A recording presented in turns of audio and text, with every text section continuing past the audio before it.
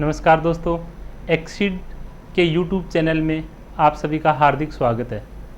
दोस्तों, कोरोना के दौरान काफ़ी समय से पढ़ाई में जो व्यवधान था, उस व्यवधान के कारण हम लोग ऑफलाइन क्लासें नहीं ले पाए और पढ़ाई एक काफ़ी समय से रुकी हुई है। अभी जो कॉलेज के स्टूडेंट हैं, जो नए सत्र में जिनका प्रमोट हो चुके हैं, फर्स्ट ईयर से सेकेंड ईयर से फाइनल, उन सभी विद्यार्थियों को पढ़ाई शुरू करने के लिए online YouTube channel exceed classes ने शुरू किया है। इस चैनल के द्वारा जो भी विद्यार्थी कॉलेज के हैं, उनको घर बैठे एक अच्छा प्लेटफॉर्म हमारे द्वारा उपलब्ध कराया जा रहा है। दोस्तों, BSc first year, second year और फाइनल की क्लासें एक्सीड कोचिंग के द्वारा पिछले काफ़ी सालों से चलाई जा रही हैं, जिसमें मैं 3 साल से लगातार जुड़ा हुआ हूं। जो मेरे पुराने विद्यार्थी हैं, उनका रिजल्ट बहुत अच्छा रहा है, सब जानते हैं। कुछ स्टूडेंट नए भी हैं और आप लोग इस चैनल के द्वारा सब्सक्राइब, लाइक्स करके पहली बार जुड़ोगे तो आपको आपके सिलेबस के अनुसार जो यूनिवर्सिटी का सिलेबस है, जो इससे रिलेटेड यूनिवर्सिटी हैं उनका सिलेबस है, वो हम सभी टॉपिक सिलेबस के अनुसार कवर करेंगे। मित्रों, बीएससी सेकेंड ईयर में बॉटनी का पार्ट आज अपने स्टार्ट करते हैं। बॉटनी के पार्ट में कुछ बेसिक चीज़ें हैं, जिनमें एक पेपर है, उसका नाम है प्लांट फिजियोलॉजी, पादप कार्यकी। तो आज अपना टॉपिक लेंगे प्लांट फिजियोलॉजी। उसमें से मैं एक टॉपिक स्टार्ट करता हूँ।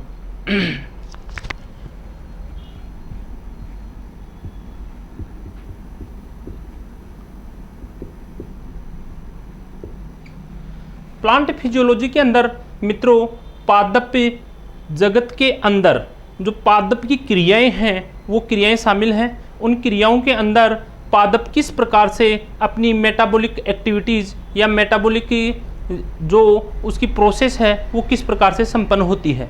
तो मेटाबॉलिक प्रोसेस के अंदर बहुत सारे क्रियाएं हैं, जिनमें एक अपन लेते हैं उपापचय क्रियाओं में एंजाइम। पादप और जंतु दोनों के अंदर एंजाइम आता है मित्रों। एंजाइम का पार्ट प्लांट में अलग से है और जंतु हैं उनमें अलग से है। पौधों के अंदर जो एंजाइम है, वो किस प्रकार से काम करते हैं, एंजाइम से किस प्रकार से आपके कॉलेज में क्वेश्चन आते हैं, ये सारी बातें अपन करेंगे। तो एंजाइम क्या है दोस्तों? एंजाइम 2 शब्दों से मिलकर बना है, एन प्लस जाइम।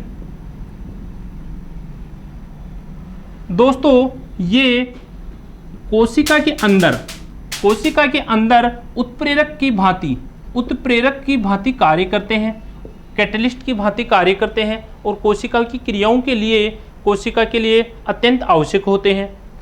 एंजाइम में सबसे पहले जो वैज्ञानिक था, उसका नाम था सुमनर। सुमनर ने एंजाइम का क्या किया दोस्तों? क्रिस्टलाइजेशन किया, एंजाइम की क्रिस्टलीय प्रकृति बताई और एंजाइम को जैविक उत्प्रेरक कहा, बायो कैटेलिस्ट।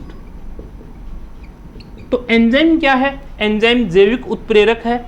यह कोशिका की जैविक अभिक्रियाओं की दर को या तो बढ़ा देता है या घटा देता है। इंक्रीज करना या डिक्रीज करना किसका काम है? एंजाइम का काम है। अब एंजाइम का जो काम है, इसके लिए हम देखते हैं, इसकी एक तो देखते हैं कार्य प्रणाली, एक आती है इसकी विशेषताएं,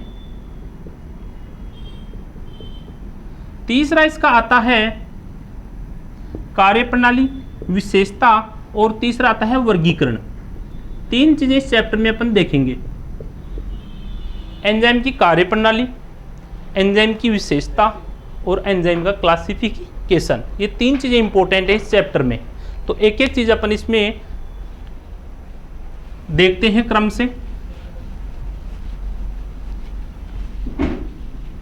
एंजाइम की कार्य प्रणाली को समझने के लिए हम इसे 2 भागों में बांटते हैं। कार्य प्रणाली को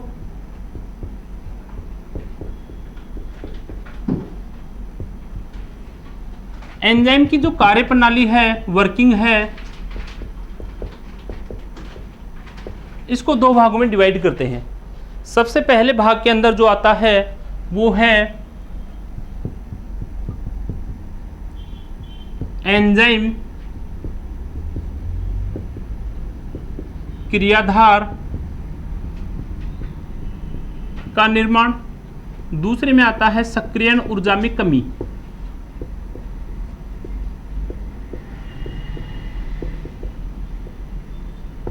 देखो एंजाइम, एंजाइम क्या है? बायोकैटालिस्ट है, जैविक उत्प्रेरक है। यह एंजाइम किसी भी पदार्थ से जुड़ता है, जिस भी पदार्थ से जुड़ता है उसको सबस्ट्रेट कहते हैं। तो दो चीजें आती हैं, एक तो आता है एंजाइम और एक आता है सबस्ट्रेट। एंजाइम सबस्ट्रेट से क्रिया करता है और सबस्ट्रेट से क्रिया करके एक अस्थायी संकुल का निर्माण करता है, जिसे एंजाइम सबस्ट्रेट कॉम्प्लेक्स कहते हैं। एंजाइम सबस्ट्रेट कॉम्प्लेक्स कहते हैं।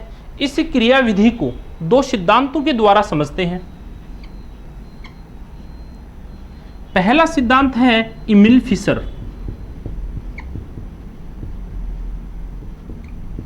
का लॉक एंड की, ताला चाबी सिद्धांत।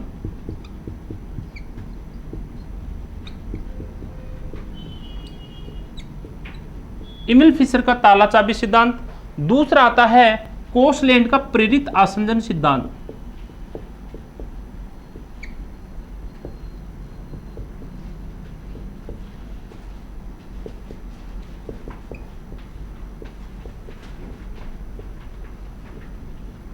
दो थ्योरी है। इन दो थ्योरियों के द्वारा हम एंजाइम की कार्य प्रणाली में देखेंगे कि किस प्रकार से एंजाइम एक प्रोडक्ट के साथ, एक क्रियाधार के साथ जुड़ता है और उसमें परिवर्तन लाता है, और परिवर्तन लाके उसमें जो बंध बनाता है, बंध बना के उत्पाद बनाता है, और उत्पाद बना के उसको अलग कर देता है। कौन? एंजाइम। सबसे पहले देखते हैं कि एंजाइम सबस्ट्रेट से क्रिया करके अस्थायी कॉम्प्लेक्स बनाता है, जिसे एंजाइम सबस्ट्रेट कॉम्प्लेक्स कहते हैं। यह अस्थायी होता है। जैसे ही ये जुड़ता है, इनमें नए बंध बनते हैं, बॉन्डिंग होती है, और बॉन्डिंग होने के बाद एंजाइम सबस्ट्रेट अलग अलग हो जाता है, उत्पाद अलग हो जाता है और एंजाइम अलग हो जाता है। वह एंजाइम फिर नए क्रियाधार से क्रिया करता है। इसके लिए दो सिद्धांत हैं। पहला है इमिल फिशर का ताला चाबी सिद्धांत, लॉक एंड की थ्योरी। दूसरा है कोसलैंड का प्रेरित आसंजन सिद्धांत। देखो दोस्तों, इमिल फिशर के ताला चाबी सिद्धांत के अनुसार क्या है? सबसे पहले एंजाइम सबस्ट्रेट के अनुकूल नहीं होता है। सबस्ट्रेट या क्रियाधार और एंजाइम दोनों एक दूसरे के अनुकूल नहीं होते हैं, लेकिन जैसे ही एंजाइम सबस्ट्रेट के संपर्क में आता है, एंजाइम के ऊपर पाए जाने वाले विशेष स्थान, जिसको हम कहते हैं सक्रिय साइट, एक्टिवेशन साइट, उन एक्टिवेशन साइट के द्वारा एंजाइम क्रियाधार के साथ, सबस्ट्रेट के साथ जुड़ जाता है और जुड़ के अनस्टेबल कॉम्प्लेक्स बनाता है, अस्थायी कॉम्प्लेक्स बनाता है। कैसे? देखो, एंजाइम प्लस सबस्ट्रेट, ये क्या है? क्रियाधार है। क्रियाधार क्या? जिससे एंजाइम क्रिया करेगा। अर्थात एंजाइम क्रियाधार के अनुकूल नहीं होता, लेकिन जैसे ही एंजाइम क्रियाधार के संपर्क में आता है, यह इससे जुड़ जाता है। किससे?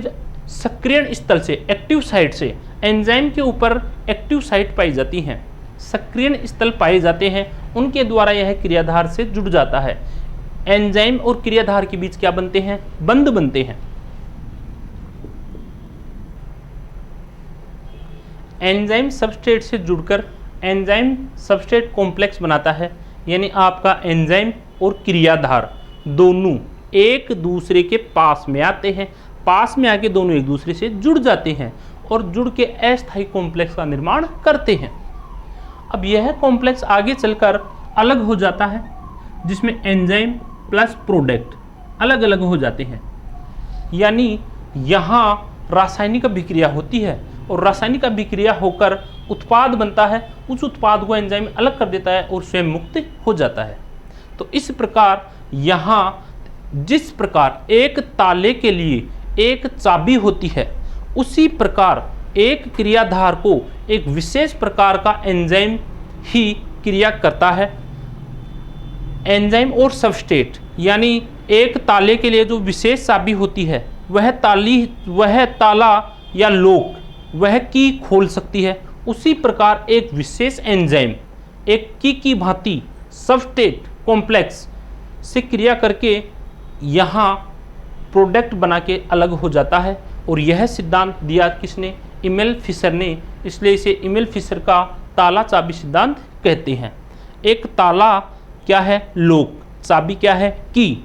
लॉक एंड की विशेष ताले के लिए विशेष चाबी, विशेष क्रियाधार के लिए विशेष एंजाइम क्रिया करता है और क्रिया करके उत्पाद बना देता है और एंजाइम अलग हो जाता है, इसलिए इसको कहते हैं एमिल फिशर का लॉक एंड की थ्योरी।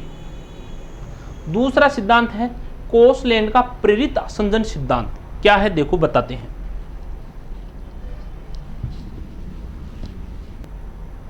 कोसलैंड का प्रेरित आसंजन सिद्धांत। कोसलैंड एक वैज्ञानिक है दोस्तों।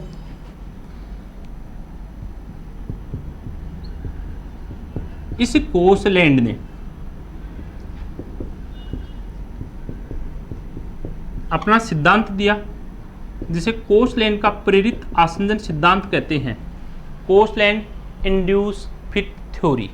इस सिद्धांत के अनुसार क्या है देखो दोस्तों, सबसे पहले जो एंजाइम है वह फ्री होता है, सबस्ट्रेट है वह फ्री होता है, लेकिन रासायनिक अभिक्रिया के समय एंजाइम इस सबस्ट्रेट को क्या करता है? क्रिया करने के लिए प्रेरित करता है। कैसे? अपने ऊपर पाई जाने वाली एक्टिव साइट के द्वारा। एक्टिव साइट क्या है? एक्टिव साइट है सक्रिय स्थल। सक्रिय स्थल किसके ऊपर है? एंजाइम के ऊपर है। तो एंजाइम के ऊपर पाए जाने वाले सक्रिय स्थलों से कौन जुड़ता है? सबस्ट्रेट, जिसको हम क्या कहते हैं? क्रियाधार। पहले दोनों एक दूसरे के अनुकूल नहीं थे, लेकिन जैसे ही एंजाइम इसके संपर्क में आएगा यह इसको क्रिया करने के लिए प्रेरित करेगा।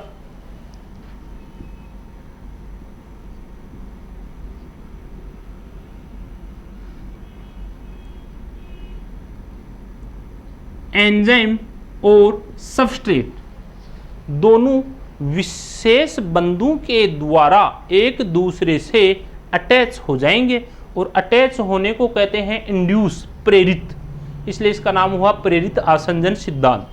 यहाँ इनमें होगी रासायनिक अभिक्रिया और रासायनिक अभिक्रिया होने के बाद एंजाइम और प्रोडक्ट दोनों अलग अलग हो जाएंगे, अर्थात आपका जो एंजाइम है वह उत्पाद को अलग कर देगा और स्वयं फ्री हो जाएगा दूसरे क्रियाधार से क्रिया करने के लिए। इस प्रकार इन दो सिद्धांत के द्वारा एंजाइम क्रियाधार विधि को समझाया जाता है। पहला सिद्धांत किसका है? पहला सिद्धांत है एमिल फिशर का लॉक एंड की सिद्धांत। एमिल फिशर ने लॉक एंड की सिद्धांत के द्वारा इस सिद्धांत को समझाया। दूसरा सिद्धांत है कोसलैंड का इंड्यूस फिट प्रेरित आसंजन सिद्धांत। इस सिद्धांत के द्वारा इसने एंजाइम और क्रियाधार के बीच होने वाली अभिक्रिया को समझाया, किस प्रकार एंजाइम क्रियाधार से क्रिया करके उत्पाद में बदल देता है। वर्किंग में दूसरा आता है सक्रियण ऊर्जा में कमी। सक्रियण ऊर्जा में कमी क्या है? सक्रियण ऊर्जा में कमी क्या है दोस्तों? रासायनिक अभिक्रियाओं के दौरान जब क्रियाकारक क्रिया करके उत्पाद बनाते हैं तो क्या मुक्त होती है? ऊर्जा मुक्त होती है। ऊर्जा मुक्त होती है, एनर्जी रिलीज होती है। तो इस क्रिया के दौरान क्या है देखो, इस क्रिया के दौरान सबसे पहले जो सक्रियण ऊर्जा है इसको हम देखते हैं क्या है। सक्रियण ऊर्जा दोस्तों, आपके पास क्रियाकारक है, मान लीजिए कोई क्रियाकारक ए है और दूसरे क्रियाकारक बी है। तो क्रियाकारक ए और बी दोनों क्रिया करेंगे। अब क्रिया करने के लिए इनको क्या चाहिए? ऊर्जा चाहिए। वह न्यूनतम ऊर्जा जो क्रियाकारक को क्रिया करने के लिए आवश्यक होती है उस क्रिया को कहते हैं एक्टिवेशन एनर्जी, सक्रियण ऊर्जा। सक्रियण ऊर्जा के द्वारा क्रियाकारक क्रिया करके क्या बनाता है? उत्पाद बनाता है। अब इस सक्रियण ऊर्जा में कमी करेगा कौन? करेगा एंजाइम। तो एंजाइम क्या काम करता है मित्रों? एंजाइम रासायनिक अभिक्रियाओं के लिए आवश्यक ऊर्जा जिसे हम कहते हैं सक्रियण ऊर्जा, इसकी क्या कर देता है, कमी कर देता है, जिससे कम ऊर्जा पर ही एंजाइम की उपस्थिति में क्रियाकारक क्रिया करते हैं और क्रिया करके क्या बना लेते हैं, उत्पाद बना लेते हैं। सक्रियण ऊर्जा में क्या हो रही है, कमी, किसकी उपस्थिति में, एंजाइम की उपस्थिति में। तो एंजाइम क्या है, जैविक उत्प्रेरक है। यह जैविक उत्प्रेरक जैव रासायनिक अभिक्रियाओं के लिए आवश्यक सक्रियण ऊर्जा को कम कर देता है, जिससे इस एंजाइम की उपस्थिति में कम सक्रियण ऊर्जा पर ही क्रियाकारक क्रिया करके क्या बना लेता है, उत्पाद बना लेता है। इस प्रकार एंजाइम की क्रियाविधि को हम दो पार्ट में समझ सकते हैं। पहला है एंजाइम क्रियाधार संकुल का निर्माण, दूसरा है सक्रियण ऊर्जा में कमी। इनके द्वारा हम एंजाइम की वर्किंग को समझते हैं। तो दोस्तों ये छोटा सा टॉपिक है जो मैंने आपको इंट्रोडक्शन के रूप में दिया है। जो कॉलेज के स्टूडेंट हैं जिनको समझने में सहूलियत हो रही है और अच्छा लग रहा है, उनको सिलेबस के अनुसार नोट्स बनवा दिए जाएंगे और कोर्स कंप्लीट अपने सामान्य भाषा में करवा दिया जाएगा। बिल्कुल भी डरने की ज़रूरत नहीं है। कॉलेज में जो पुस्तकें हैं उनकी लैंग्वेज थोड़ी टफ़ है। इस टफ़ लैंग्वेज को मैं बिल्कुल साधारण शब्दों में नोट्स बनवा दूंगा आपको। इसके लिए आपको एक्सीड यूट्यूब चैनल को ज़्यादा से ज़्यादा आपको सब्सक्राइब करना है, लाइक करना है और शेयर करना है। धन्यवाद।